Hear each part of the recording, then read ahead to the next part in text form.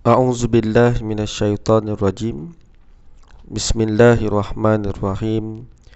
Assalamualaikum warahmatullahi wabarakatuh. Muslimin muslimat yang dirahmati Allah, insya-Allah pada kali ini kita akan sama-sama tadabbur surah Al-Baqarah pada ayat 153 insya-Allah. A'udzu billahi minasyaitonir rajim. Ya ayyuhalladzina amanu ista'inu bis-sabri was-salah. Innallaha ma'as sabirin. Wahai orang-orang yang beriman, jadikanlah sabar dan salat sebagai penolongmu. Sesungguhnya Allah bersama orang-orang yang sabar. Muslimin muslimat yang dirahmati Allah, sedikit tafsiran yang saya rujuk pada kitab tafsir Imam Ibn Katsir. Imam Ibn Katsir mengatakan dalam kitab tafsirnya, iaitu kitab tafsir Al-Quran Al-Azim, setelah Allah menerangkan perintah untuk bersyukur kepadanya seperti mana pada ayat sebelum, iaitu pada ayat 152, maka melalui ayat ini Allah menjelaskan pula tentang sabar dan hikmah yang terkandung di dalam menghadapi masalah, menjadikan sabar dan salat sebagai penolong. Sesungguhnya seorang hamba itu ada kalanya berada dalam kenikmatan, lalu dia mensyukurinya, dan ketika ditimpa musibah, lalu dia bersabar menanggungnya, sebagaimana yang disebutkan dalam sebuah hadis Nabi SAW, ajaban lil mu'min, la yaqdillahu lahu qada'an illa kana khairan lahu, in asabathu sarra'u fasyakara kana khairan lahu, wa in asabathu darra'u fasabara kana khairan lahu. Yang bermaksud, sangat mengagumkan perihal orang mukmin itu, tidak sekali-kali Allah menetapkan suatu ketetapan baginya, melainkan hal itu baik belaka baginya. Jika dia mendapat kesenangan, maka bersyukurlah dia yang hal ini adalah lebih baik baginya.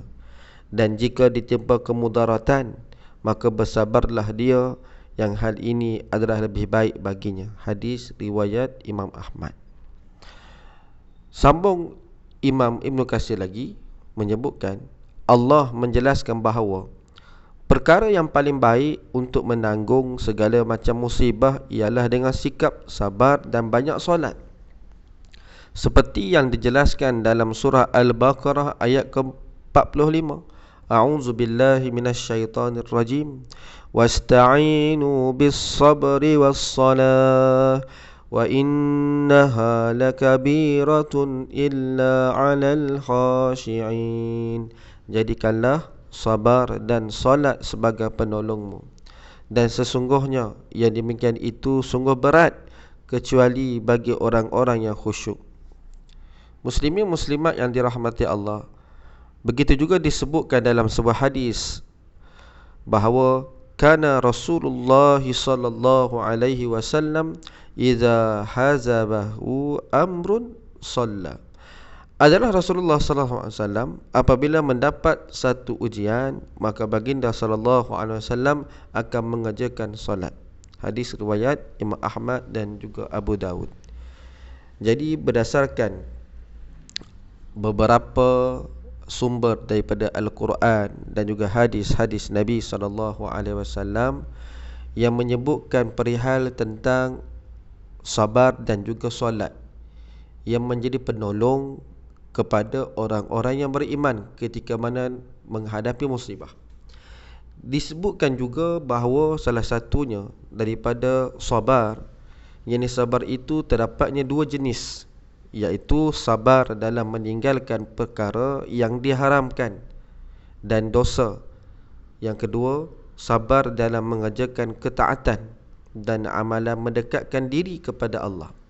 Jenis yang kedua, yakni sabar dalam mengerjakan ketaatan dan amalan mendekatkan diri kepada Allah, inilah yang lebih utama, kata Imam Ibn Katsir, berbanding yang pertama.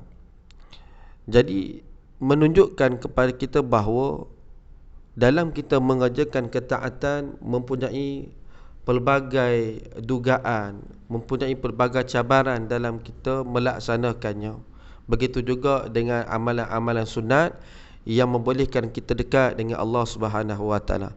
Jadi disebabkan ujian-ujian cabaran inilah perlu kepada kita untuk bersabar. Adapun jenis sabar yang lain, ada terdapat satu lagi jenis sabar yang disebut oleh Imam Ibn Katsir, iaitu sabar dalam menanggung berbagai macam musibah dan juga ujian. Jenis ini pun hukumnya wajib, maksudnya wajib bersabar perihal sama dengan istighfar. Yakni begitulah yang kita juga perlu memohon ampun kepada Allah Subhanahu Wa Taala agar kita terhindar daripada sifat-sifat yang dicela oleh Allah Subhanahu Wa Taala. Jadi muslimin muslimat rahmat Allah, sedikit tafsiran ringkas yang saya kutip daripada tafsir Ibn Katsir. Dan insya-Allah dalam ruang yang agak terbatas ini, saya cuba untuk kita tadabbur beberapa perkara yang penting untuk kita ambil ibrah daripada ayat ini. Baik.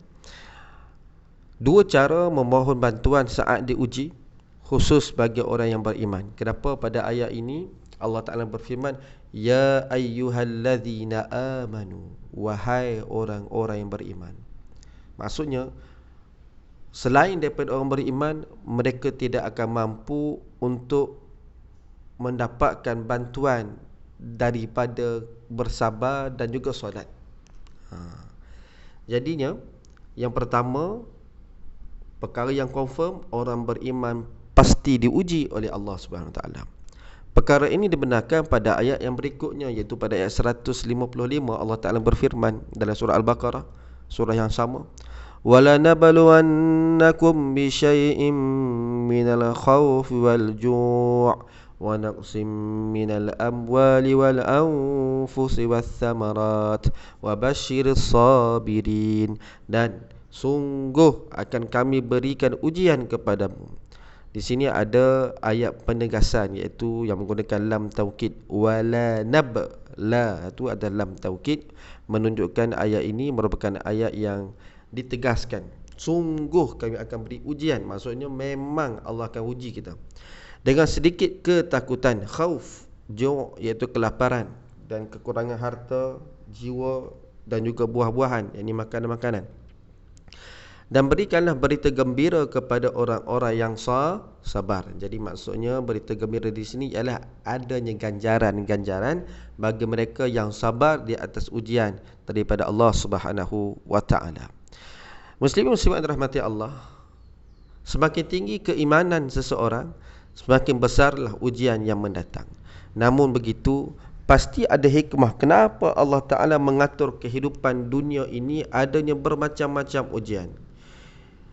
Kalau kita perhatikan hidup kita, selama hidup sampai ke waktu ini, berapa kali kita diuji? Sudah pasti kalaulah diminta agar kita menulis setiap ujian yang kita hadapi, tak cukup kertas, kan? Nak kata banyaknya ujian yang Allah Ta'ala aturkan dalam kehidupan kita. Jadi pastinya ada hikmah di sana. Sekurang-kurangnya hikmah bila mana diuji, manusia mula rasa resah, rasa gelisah dan rasa terancam akibat dari ujian, sehingga ada yang mencari jalan pintas dengan membunuh diri. Wa na'udzubillah min zalik. Perkara ini sudah pasti banyaknya berlaku kepada mereka yang non-Muslim ataupun yang kurang imannya. Ada di kalangan orang Muslim pun ada yang membunuh diri, tetapi peratusannya agak kurang berbanding mereka yang non-Muslim. Tapi bagi orang yang beriman, dengan benar-benar beriman kepada Allah, Allah telah tunjukkan solusi, jalan keluar daripada masalah tak kala mana diuji. Cuba sama-sama kita ambil dalam ruang yang terhad ini untuk kita tadabbur seketika ayat kelima daripada surah Al-Fatihah. Pasti kita menemui hikmah di sebaliknya.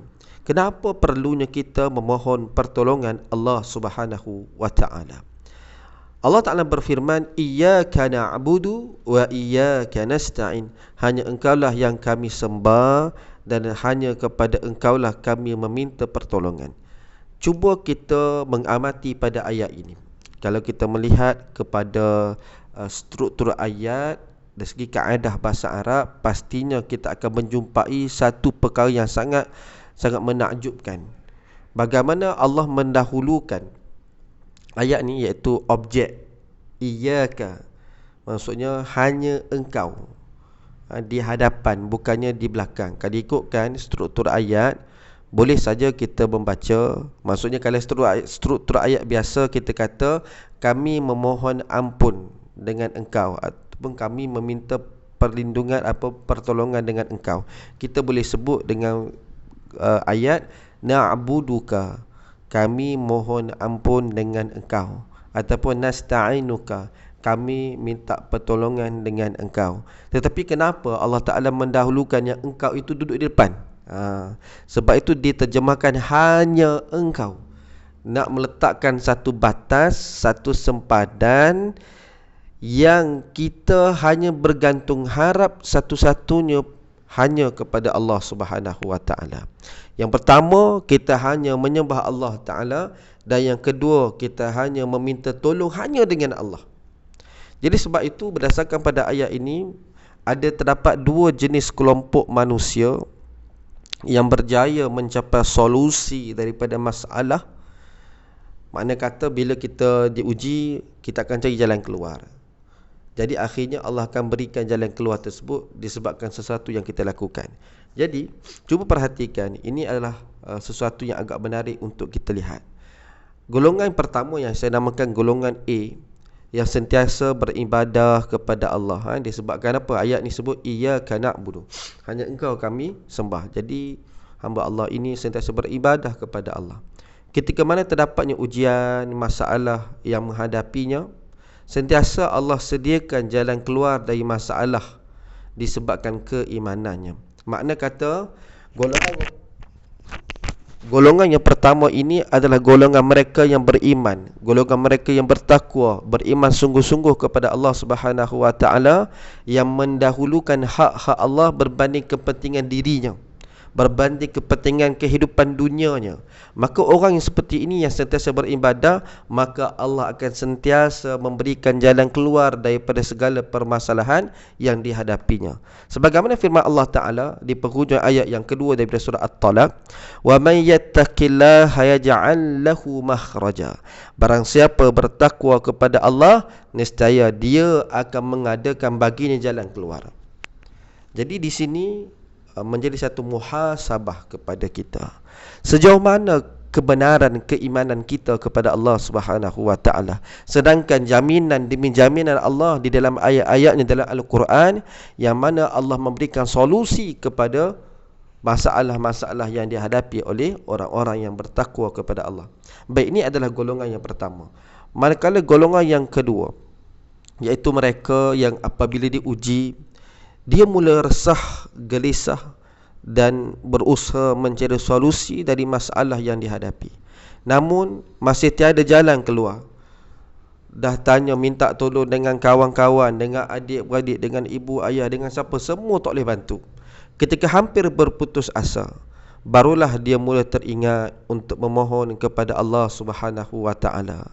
Baru itulah dia mula teringat akan tikar sejadahnya. Kenapa? Itulah satu-satunya harapannya ada.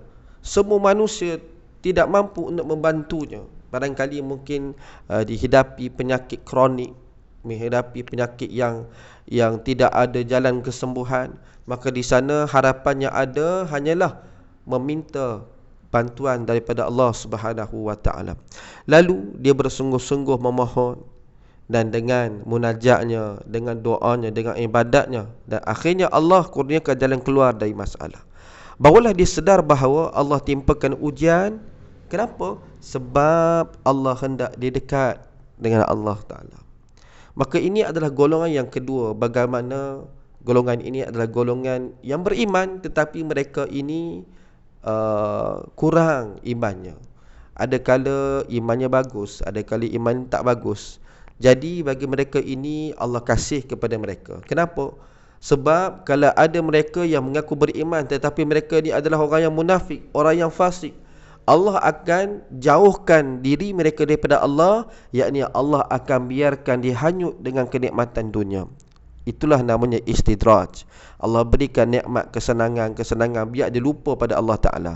Tetapi orang yang sebegini, walaupun ada sekelumit keimanan yang Allah kasih pada mereka, bila mana mereka melakukan kemaksiatan, melakukan dosa, maka Allah akan timpakan ujian, Allah timpakan musibah. Supaya apa? Supaya dia akan kembali semula kepada Allah Subhanahu Wa Ta'ala.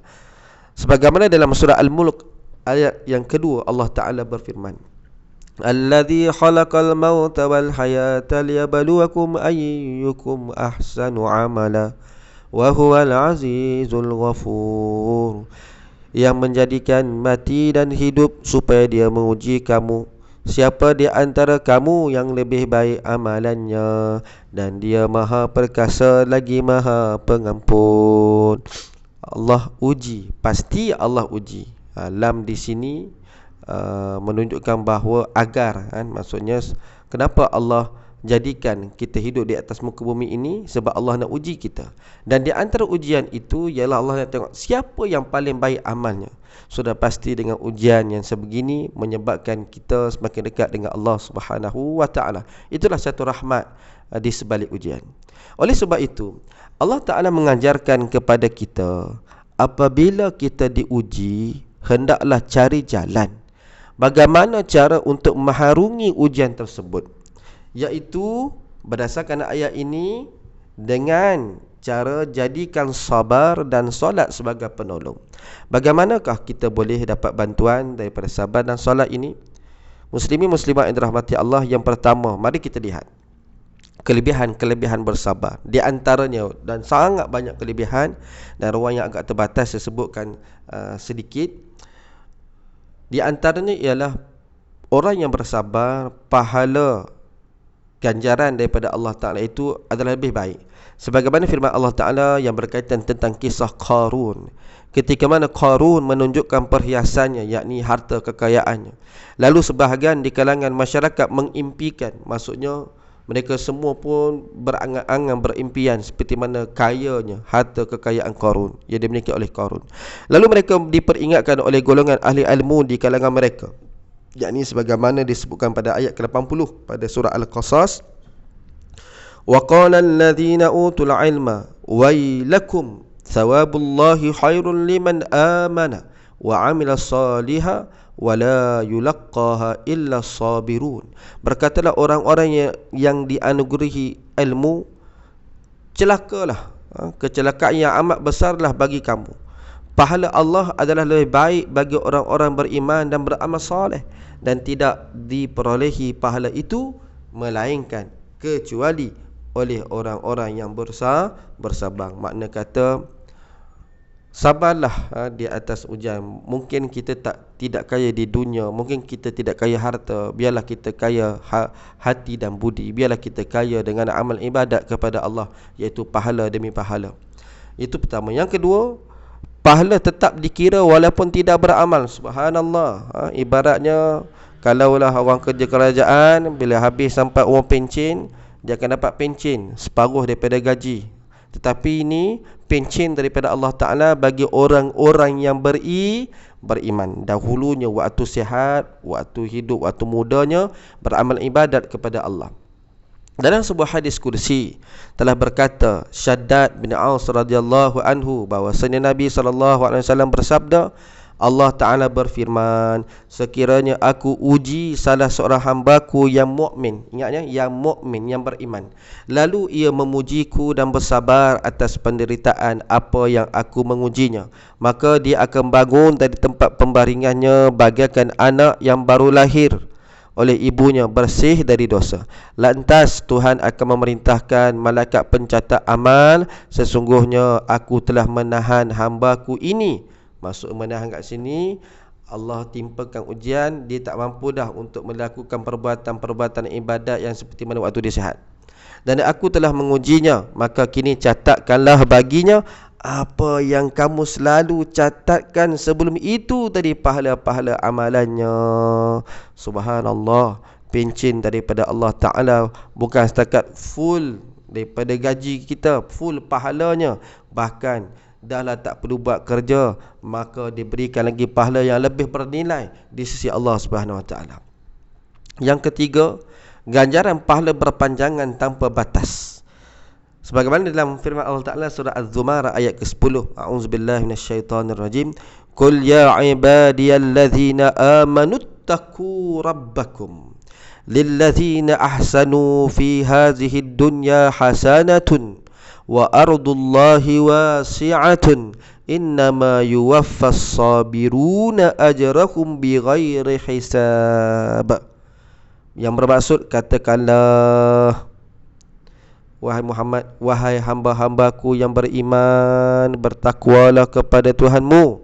Orang-orang yang berbuat baik di dunia ini memperolehi kebaikan, dan bumi Allah itu adalah luas. Sesungguhnya hanya orang-orang yang bersabarlah yang dicukupkan pahala mereka tanpa batas. Beriman satu hal, dan bersabar itu pula adalah satu hal. Masya Allah. Maka bila disebut kepada kita berkaitan tentang ganjaran-ganjaran ini, betapa nikmatnya bagi orang-orang yang bersabar. Dan kenapa kita perlu bersabar? Mari sama-sama kita ambil pengajaran. Yang pertama, sabar adalah sifat mulia yang mesti dimiliki oleh setiap umat Islam. Yang kedua, untuk memiliki sifat sabar perlulah ada latihan yang berterusan. Ya, bukan senang untuk kita jadi seorang yang sabar, kan? Kadang-kadang orang hon kereta kita pun kita dah melenting. Bagaimana kita ingin bersabar di atas ujian yang lain. Yang ketiga, orang yang berusaha melatih dirinya bersabar dan terus bersabar adalah orang yang dikasihi serta dekat dengan Allah. Bahkan Allah memandangnya dengan pandangan rahmat. Yang keempat, orang yang banyak sabar dalam membentuk dirinya untuk menjadi seorang yang penyabar tidak akan disia-siakan Allah. Akhirnya dia akan ditulis di sisi Allah sebagai hamba yang penyabar. Dan yang kelima, apabila seseorang memiliki sifat sabar, maka ia telah memiliki kebaikan dan keuntungan yang sangat banyak.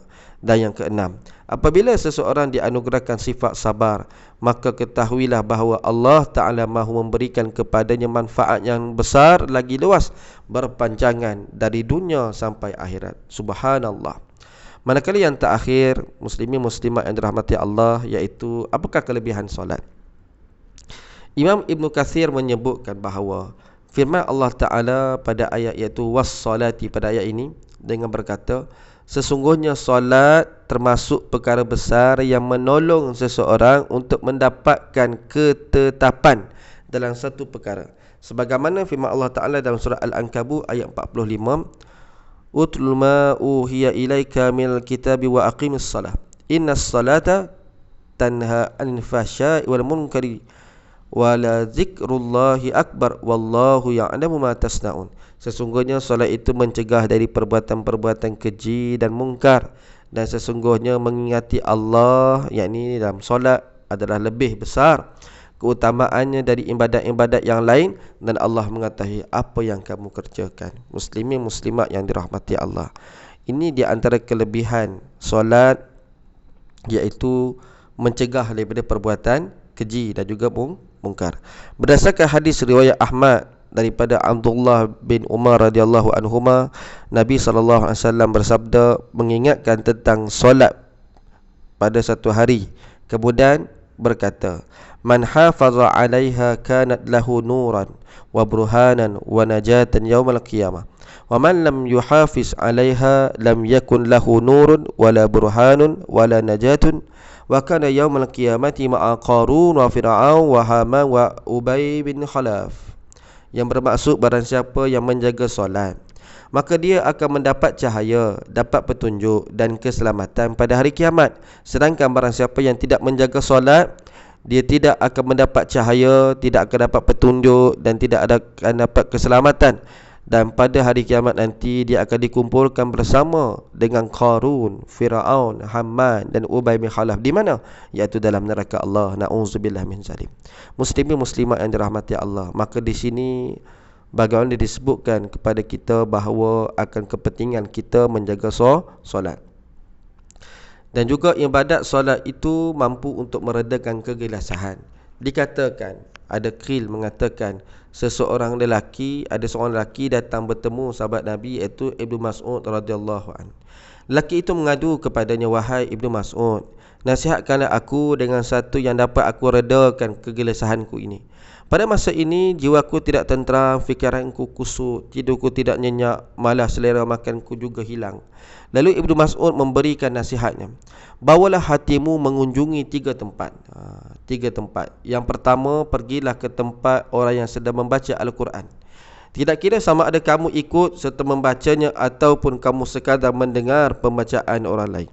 Yang kedua, hendaklah kamu menghadiri majlis pengajian yang mengingatkan kamu kepada Allah. Dan yang ketiganya, hendaklah kamu mencari satu waktu yang sunyi, misalnya pada waktu malam. Dan pada ketika itu kau bangun melakukan ibadat dan solat kepada Allah, serta memohon kepadanya supaya diberikan ketenangan dan kedamaian hati kepada kamu. Kata Ibnu Mas'ud lagi, andainya selepas kamu sudah melakukan semua 3 perkara itu, tetapi jiwamu masih juga tidak tenteram, mintalah kepada Allah supaya digantikan hatimu dengan hati yang lain, kerana hati yang kamu miliki sekarang ini bukannya hatimu. Muslimin muslimat rahmati Allah. Apa yang disebutkan dalam kisah ini, qil ini, yang sahabat minta nasihat daripada Ibnu Mas'ud ini, menunjukkan kepada kita bahawa ada tips-tips ketika mana kita rasa gelisah, tak tenteram. Pergilah pertamanya baca Quran, kan? Kalau tak boleh baca Quran, dengarlah ayat-ayat Al-Quran. Ala bi zikrillahi tatmainnul qulub, kan? Hanya dengan mengingati Allah akan mententeramkan hati.